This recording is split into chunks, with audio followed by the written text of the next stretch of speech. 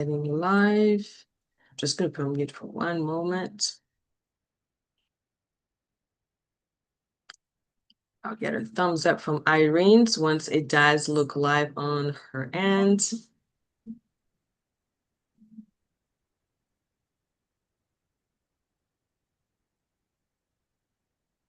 Are we live now? We're good? Awesome. All right. Well, guess what time it is? Thursday. We do our coffee talk with Christelle, and today is pretty special. This is actually number 3. We had Woody come on 3 weeks ago. Then I had a realtor, Tanya, realtor with a hat you see on my page. And today Woody's back and we're going to focus on purchase. But before we do that, quick coffee. It might be way too hot. Homemade cappuccino caramel beurre salé. So it's like salted caramel, really, from French to English. So here's something that might surprise you. According to the National Association of Realtors 2026 Generational Trend Report, baby boomers made up 42% of all home buyers, which was the largest share of the market. Millennials were 26%, Gen Z was 25. And guess what? The one that we always think they're always on the market purchasing, first-time buyers, well, they fell down actually down to 21% of all buyers. The lowest share since NAR began tracking back in 1981, 21% first-time buyers, but the baby boomers, 42%. So let's take a moment to pause here and see, but what's happening in this market? That means the group driving today's housing market is not mostly first-time buyers trying to get in. It is actually that group that in many cases already has experience, already has equity, already has a different lens on money and housing decisions. NAR, which is National Association of Realtors, also broke baby boomers into 2 groups. The young boomers born from 1955 to 64 and the older boomers 46 to 54. And that puts them roughly in the early 60s to the late 70s in this report. And I can share the link so you can see. Just don't want to really dive too much into this because it's really how can we continue to help you if you are in that range and say, I want to be like that number, or what do they know that others don't know? So that's where it gets really interesting because we have Woody. Because if the largest share of the buyers are in the age range that is the closest to already within the reverse mortgage eligibility, then the real question becomes, what is it that they know that most people don't? Because at this stage of life, you might assume, I would assume too, that people would want to avoid taking on new home purchase, but the numbers do matter. And you might assume that they would rather sit still. You might even assume that if they buy, they have to drain their savings or bring in all cash. And yet, they are still buying. So what's happening? What they often understand is that buying a home at this stage is not just about qualifying to traditional way. It is about using what they have built. It's about equity. It's about preserving cash flow. It's also choosing a strategy that fits this season life better. That is also to this topic where I'm going to bring in Woody who talk more about this. So when people hear, I'm actually doing a quick introduction. So let me go ahead and get Woody to join us right now. Let him in. Woody, let me go ahead and unmute you. If you can go ahead and unmute. I'm going to add you. Would you do a quick introduction of who you are and what brought you to doing reverse mortgage? Certainly. Well, first of all, thank you for the opportunity. It's wonderful to share, and you bring up some great ideas. My name is Woody Gagan. I work for Nexa with Christelle, and I am in our umbrella a senior reverse mortgage specialist. And there's probably 4 or 5 of us in the company. And yeah, what got me into reverse is probably been doing them 10 years now. And as most people in the beginning, you kind of were jaded and didn't really understand them. But the benefits certainly, once I understood the details, the benefits certainly outweighed any negatives, and it's become a growing area of my business, and we're trying to share that with more and more people. Awesome. So what is the biggest misconception when it comes to reverse? We're just going to start out with the myth and overview before we go deeper into how people can use reverse for a purchase. Yeah, that's a great idea. So whether you're a client or a realtor, oftentimes people in our position, Christelle, we have to dispel the myths and do a better job of explaining our perspective and experiences so that they better understand. Ultimately, we want to make sure that people understand that a reverse mortgage is an option, doesn't necessarily have to be the option, and we want them to be smarter today than they were yesterday so that they can make a more informed decision. So the biggest misconceptions are number one, that you don't own the home. That's factually false. You still own the home just like you would on a regular mortgage. If you would pass and your heirs would have the home, they do the same thing they do with a forward mortgage. You look at a sheet of paper that tells you what you owe, and you call that entity that's the servicing entity that has the mortgage to determine that payoff. And then you call a realtor to determine value, and the difference is your equity. The same thing happens on a reverse. So, number one, you still own the home. The second thing is typically it's too good to be true. How can I enter into a mortgage that has no required payments? That just sounds too good to be true. And it's a little bit counterintuitive because the product that we use is an FHA product. People in our generation typically think of FHA products for their children, maybe someone with a credit blemish and no large down payments.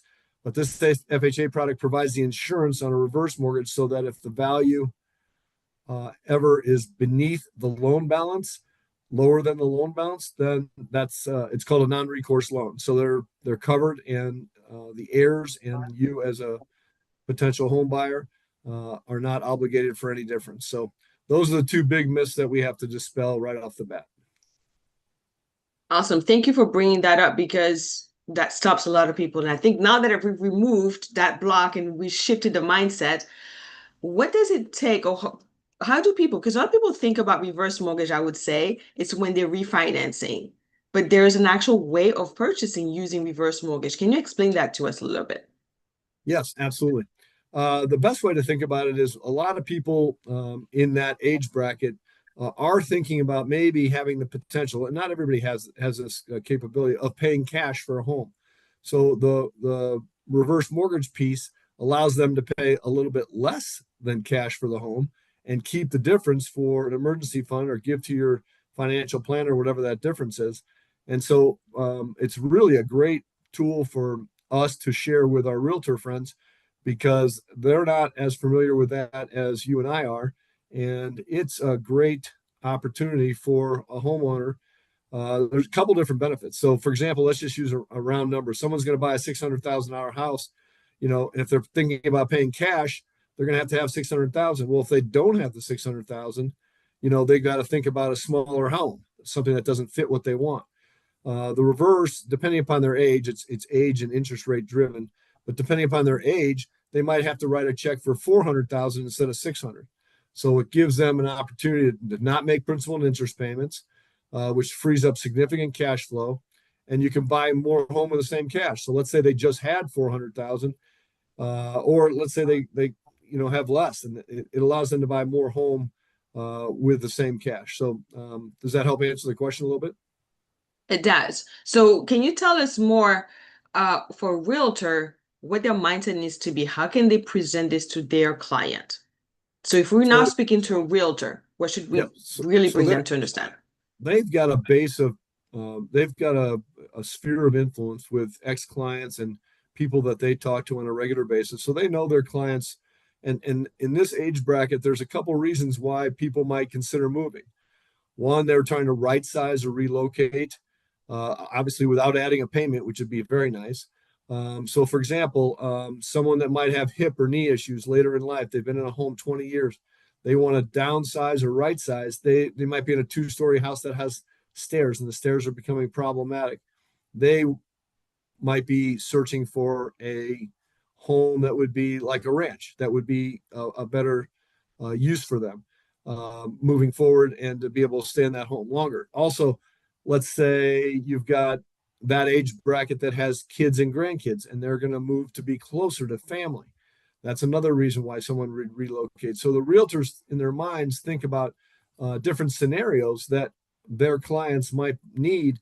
And sometimes if you add a reverse mortgage to their kind of an arrow in their quiver, so to speak, another arrow that they can use, they it helps them trigger some different ways to think about why a person in that age bracket might consider moving. And then once they decide that, hey, that is something that they want to do, they want to move, then it also makes them think, okay, well, I can assist them to get a home and not have a payment moving forward, which is very exciting as well across the board for a lot of people.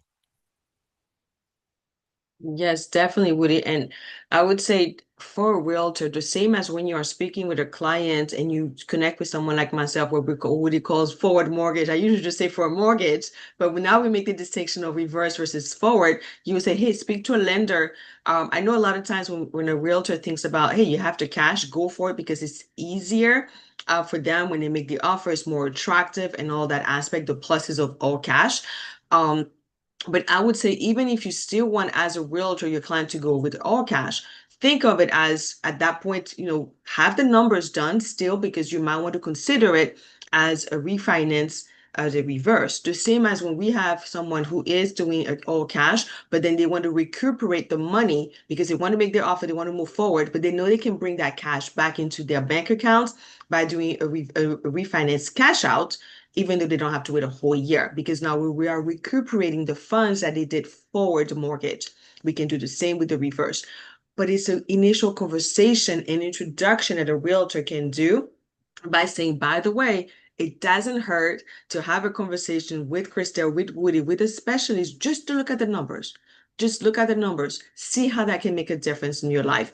Tanya, who was our guest last week, she basically shared how her client, who's also a friend, because basically the relationships, was able to free her daughter's fear of like, how am I going to take care of my mom? Because yes, she's taking care of everything right now, but what if she's not able to? She has a side job, right? There are different scenarios that people can have, that having that cushion with Ruth, Woody, you were mentioning to me before that it can be used as a line of credit. Do you want to go into that number? Because some people say, well, if I speak to my financial advisor, they may say, you know what, come to me. I can keep that money and make it work for you, and you can borrow against it. But let's talk about reverse mortgage as an line of credit they can access.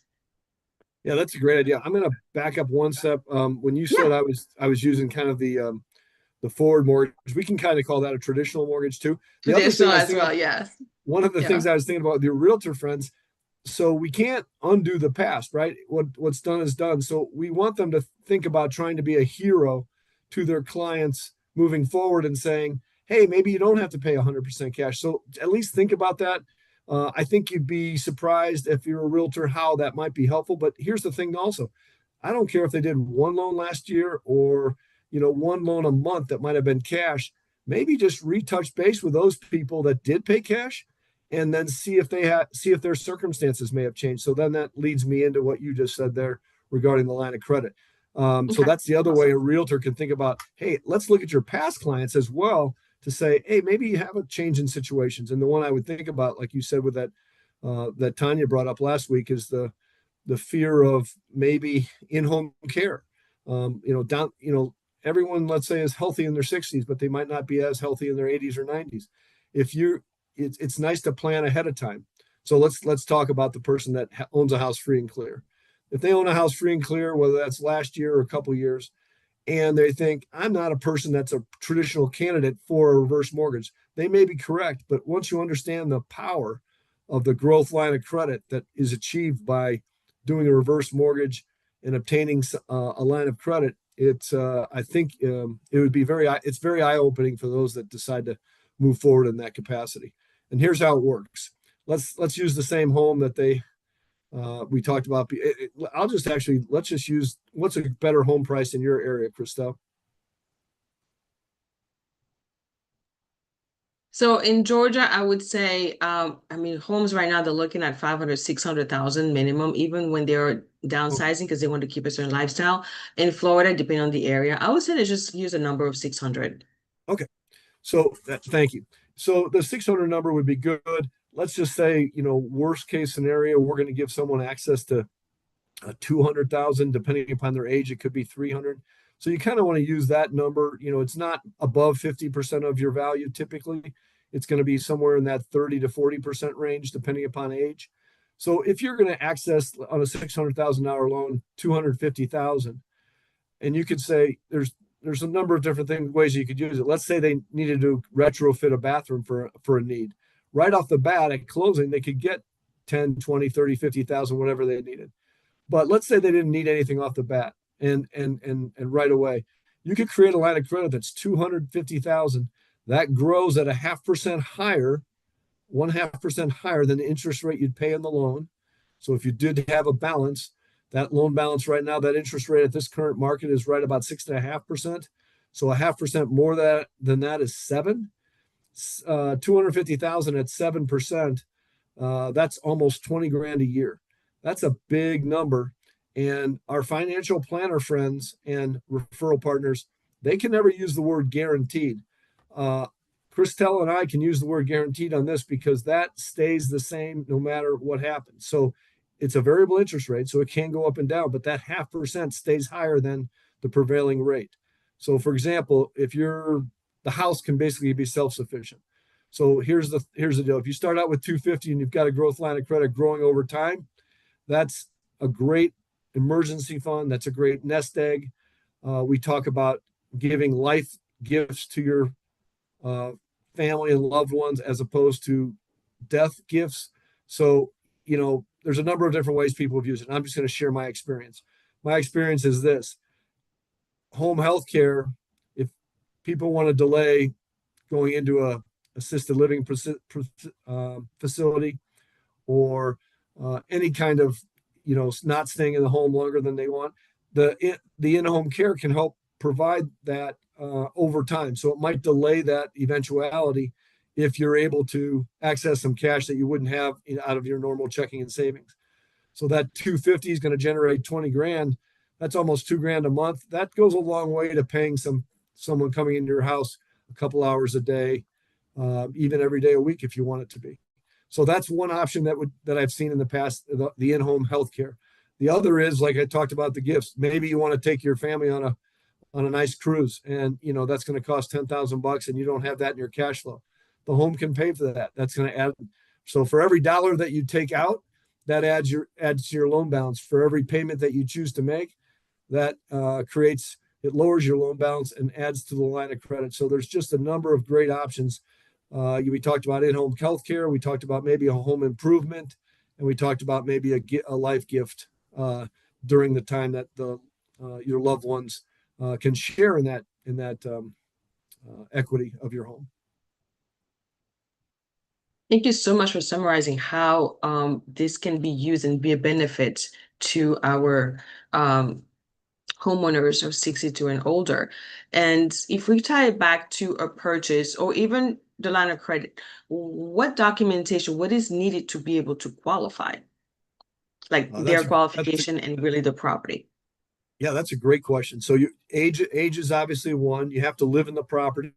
There are some property types that we can't do, but for the most part, most property types are fine. Condos have to be FHA approved. There are some non-proprietary reverse mortgage options that don't have that requirement. So that's the only really kind of glitch on a property type. The really big thing that's a difference maker, especially if someone that has some tight income constraints, there are no traditional debt to income constraints on a reverse mortgage. Someone earning as little as $1,500 to $2,000 a month can qualify for a $500,000 home. You could not do that with a traditional mortgage. The Wait, debt say to that one more time. Yeah, you Wait. got it. So, Say someone that one earning more time. You Yep. got it. That's a good point. Someone earning as little as $1,500 to $2,000 a month can qualify to purchase a $500,000 home. We can get into the weeds a little bit on what that looks like, but the long and short is this: As long as we cover some basic numbers, which is the home cost itself, like taxes and insurance. So think about what the monthlies on those might be. Even if that's $500, there's a residual number that's $600 for an individual. Those together are 1,100. Yeah, there's a square footage component. Say that's going to be 300. Now you're at 1,400. We just have to cover those numbers. So whether that's a $500,000 house or an $800,000 house, sometimes that low number that I just mentioned can be enough to let someone qualify for a home as long as they don't have any non-mortgage debt moving forward. So it's an amazing tool for someone with a little bit tight cash flow, and it's an amazing tool for someone in the high net worth area, because those people think about the benefits of maybe retirement income planning and reducing some sequence of turn risk, which financial planners just love, and delay drawing from maybe retirement accounts. So there's two types of people that can benefit, that increase the pool of people that we can serve. So Christelle, Woody, Tanya on the realtor side, those are the type of people that, we're talking to a lot of people over time, and that just makes our pool of people that would broaden immensely, which is exciting. Awesome. Thank you so much for bringing that back up as far as the how much somebody can make fixed income, or even someone who has higher income. What is the monthly payment that they have? What is it they're still responsible for? That's really what I meant to ask. So there's no mortgage payment per se, but what is it the homeowner is responsible for? Right. And I think I didn't give you your answer to your question on documents, so I'll attach that too. But yes, so the only thing there's no principal and interest requirement. So it's an optional payment. You could choose to make a payment. Less than 1% of the people choose to, but it is a thing. You do have to pay for taxes, insurance, and any applicable HOA. So the main items there, that if you currently traditionally escrow those, a reverse doesn't typically have an escrow. So those are things that we help to remind our clients, 2 or 3 times a year. Make your annual homeowners insurance payment, and usually the taxes are broken up into a couple payments. But those are the 3 payments a year that you do want to make to keep everything in place. And the servicing entity sends you a piece of paper once a year to just double check that you're living in the house 6 months and a day. So that they do follow up with that. If you don't answer that, they'll knock on your door occasionally. I've only had that happen once, and it kind of scared my borrower, because she's like, "What are they checking up on me?" I said, "Well, they want to make sure you're still living in the home." So even if you have to go to kind of a place temporarily, you've fallen and had knee surgery, and you've got to go to a temporary rehab place, as long as that's like 2 or 3 months, you're usually fine. Like I said, you just have to live in the home 6 months in a day. So back to the documentation. We don't need a whole lot. We need to prove some income. So if that's Social Security, that usually means a 1099 from the previous year, which is an SSA-1099 that most people are familiar with, and a Social Security award letter. That usually comes in December. That shows what you're making for the upcoming year. So the people in 2026, for example, would have received that in December of 2025. Those are the two things on income. We need to show a driver's license. We need to show assets. We need checking and savings, so where the money's coming from if you're doing a home purchase. And that's basically it. We need homeowners insurance information. It's very much scaled down, and it's the information that Christelle and I need to get you serious numbers are even simpler. We need a date of birth, your name, a telephone number, an address or a zip code, and a conservative value on what the value of the home might be. And we can get you some specific numbers that would allow you to make a decision to move forward. So very often when we do the traditional mortgage, what's your credit score? What's your income? How much money do you have available? In this case, it's more of how old are you? Because the older you are, the more you have access to. How much equity you have, that's by looking at how much your house is worth. You did not mention credit score. Is there a minimum credit score, or is it really heavy on scores? That's a great question. And the answer is no. So we will pull credit eventually. We don't need that initially.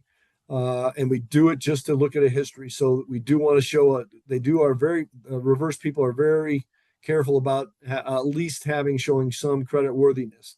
So you want to show, we end up showing a 2 year, so a 24-month paying your tax on time. So that usually is an escrow if you're in a current home, or 2 year on HOAs, that kind of thing. We pull credit. The credit score itself doesn't matter. Obviously, if you have mortgage lates and there are some blemishes there, that can impact on whether or not we have to do something like an escrow piece. That's sort of rare in our areas sometimes, but it occasionally happens. So it doesn't hurt to mention that. But for the most part, a middle credit score that might not be so perfect in a traditional world does not create any problem for us in the reverse world. This program is amazing because as long as you're over 62, you can look at the numbers with ease because we just really need minimum. Let me just repeat. You just need a name, a phone number, email address, date of birth, and address. Those are the 5 items. Usually the 5 items, like I mentioned, are the others, and that gets us to qualify you. This is really your property and your assets that helps you qualify and your age. Now, with the ease of qualifying, um, what if you have other family members living with you? Is that an issue? Because as you can see my title here, generational. So now you have those who are first-time buyers who might not be able to buy, but let's say they decide to stay with a family member, and they're like, well, my grandma or those people can purchase with me, or I am part of the household. Is that possible? Can we have multi-generational in the same house? Yes, so that's a great question. So if a husband and wife are a couple and they're in the home, we use the age of the youngest borrower. So if the both borrow, we want a husband and wife to be both on the mortgage, because if when one passes, we want the other to inherit the rights of the reverse mortgage. And as long as they're both over 62, that can happen. So it's a little bit unfortunate if there's a big age gap because we have to use the lesser, the younger of the two. Now, the generational piece, that piece is doesn't affect the a mortgage at all. So if a child if a grandparent has a kid and their grandkids in the same house, that's fine. Not an issue at all. There are, Awesome. yeah, Awesome. No, that's good. You can keep going because I no, just no, want to that's follow up with on that too. yep. No, it's a great idea, and that's in a lot of communities. I'm sure in your area. I'm in the Denver area in Colorado. You see that we see that quite often, and with some affordability issues for Yes. younger people to buy a house, that's it's becoming more and more prevalent, and that's great. Now, still sticking with the family perspective of it, for the adult children or family members who are actually listening, what do they actually need to understand about the equity, the inheritance? What happens to the home later? I know we kind of did a myth conversation before, but I just really want to focus on family perspective for you guys to listen. So Christelle and I, we try very hard, and we jump over a lot of hurdles, and FHA requires us to cross a lot of T's and dot a lot of I's. We're in a protected class, and so are those clients that are above 62. We incorporate with the client's kind of authority and authorization the adult children all the time. We do not want mom and dad to pass and have their adult children look at us and say, "Hey, you got my mom and dad into a bad thing." That is not a good thing, and we work hard to make sure that they're in the loop when the choice is made to move forward with a reverse. But just to be clear, in a traditional mortgage, every time you make a payment, a small portion of the principal is reduced on the loan balance. So in a traditional or forward mortgage, every time I make a payment right now, a small portion goes toward that principal balance and reduces it. The reverse with a reverse mortgage, for the opposite is true. For the privilege of not making a payment moving forward. So if you're an adult child, your parents in the final third of their life are going to live in a comfort level better than they had in the past because they don't have a payment moving forward. For the privilege of that same small portion of interest that's not paid gets added to the principal balance. So the only thing that happens, difference is the equity grows more slowly because the principal balance, the X of the loan is rising. So if you didn't have a reverse mortgage, that doesn't happen. If you have a reverse mortgage, the principal balance of a loan is growing over time. So it just means this: if you're paying 6% on and your appreciation is 6%, your equity is probably going to stay the same over the time. If back in, let's just say, 10 years ago, when the interest rates were down to 4% and the appreciation was 8%, you're outpacing the interest rate on the mortgage. So it depends on where we are cyclically. And now we're in a little bit of a higher interest rate environment that's hopefully going down a little bit. But I would speak to the adult children of parents that have reverse mortgages and say, um, 95% of adult children don't care about the equity in their parents' home that more than they do about making sure that their parents are in a comfort level that allows them to live and stay in that home. Here's the alternative. If mom and dad need in-home care down the road and it costs $2,000 or $3,000 a month, are most adult children in a position to write that check?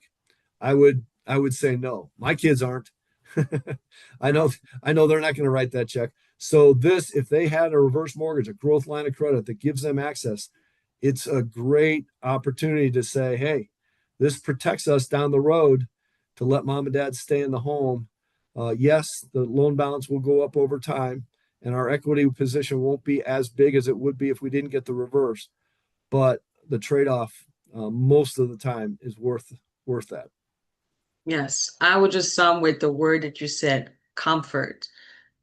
When we retired at older age or wiser age, we still want to have comfort. We still want to have aliveness. And it is important because yes, we buy homes and we think we've created a legacy for the others, but it's also start with, when they say put the mask on first before you put on somebody else. So put the mask on first. You are the one to get the comforts, to enjoy your life, and what gets left as equity, like Woody said in the description, is left for your heirs. So it's not taken by the bank, one of the myths. So Woody, before we close out, who is this not for? Great question.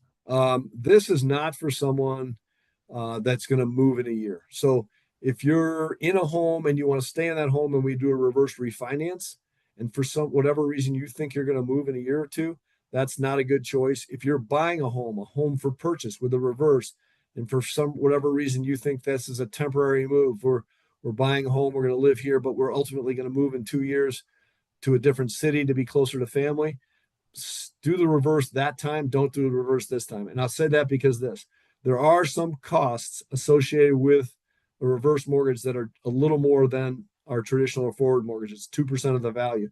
So to amortize that over time is not a big deal if you're going to be in the house for 10 or 20 years. But if you're only going to be in the house for a year or two, that is not a good use of your equity. So I would say number one, the person that is going to not stay in the home for any length of time. The other person, I'll say this: if higher net worth individuals don't have this issue because they've got other assets they're going to give to their heirs. If the home is a senior person's biggest asset and they're really, really concerned about leaving home equity to their kids, I don't push it if they think that the equity piece is going to get too small over time. Because they may not have they don't have a 401k or an IRA to maybe allow their adult children to inherit, and that the house might be the only piece. I maybe give them a pass on this, although I still think the benefits would outweigh the negative piece there. So that's kind of a 50-50 one. Those are my two examples that I've seen, that I can share with you. Well, Woody, is there anything else that maybe I did not ask you did not share that you think is worth adding right now, or did we basically cover it besides the fact that we both work for Nexa and you can reach out to us? So, is there something else that maybe I didn't ask or you would like to add to close? I just say our first question we always ask everybody is, do you want to stay in the house if it's going to be something we're going to do a refinance, or if they're going to do a purchase? Do you really look at this as being a home you're going to be into for a long period of time? I think the lifetime occupancy security is a piece that we want to really emphasize in all aspects when we're talking to clients and realtors about introducing a reverse mortgage into the conversation. So I think we talked about a lot of good topics as far as the DTI, the cash flow, the non-recourse protection, the relocating piece, buying more home with more cash, and then not having the principal payments and that kind of stuff. Those are great topics and great headers.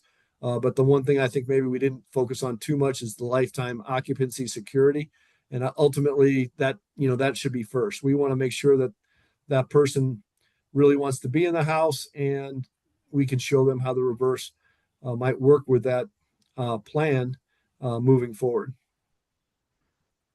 Awesome. Thank you so much, Woody. And normally I would say if it's against like a realtor, go ahead and reach out to the realtor or the financial advisor. But Woody and I, we actually work for the same company. We work for Nexa. So we represent the same investors and lenders. And Woody is my specialist when it comes to reverse mortgage. I have been in the industry for over 25 years, but have not quite yet closed any, which is why I am relying on specialists like Woody to teach me, to train me, and to guide me as I'm guiding you. So if you have a question regarding reverse mortgage, definitely reach out to me. If you are seeing this in Colorado and Denver, you would directly, of course, be working with Woody because he's there. But in any states, because we are in most of the states with Nexa. So any question you have regarding reverse mortgage, definitely reach out to me, and then I'll connect you with Woody, or we'll work together. This gets in the background handled, but you can rely on us because you can trust me to give you the experts in the area that you're looking to purchase. That'll be a reverse mortgage, a traditional that I do, or investors. So we are here to help and support. Woody, thank you so much for your time today. Second time. So I've heard Oh, some YouTubers basically say champion. So you're my champion because you're one of my first few guests that I've been doing on the lives. And you are returning and sharing more of those goods because I think it's important.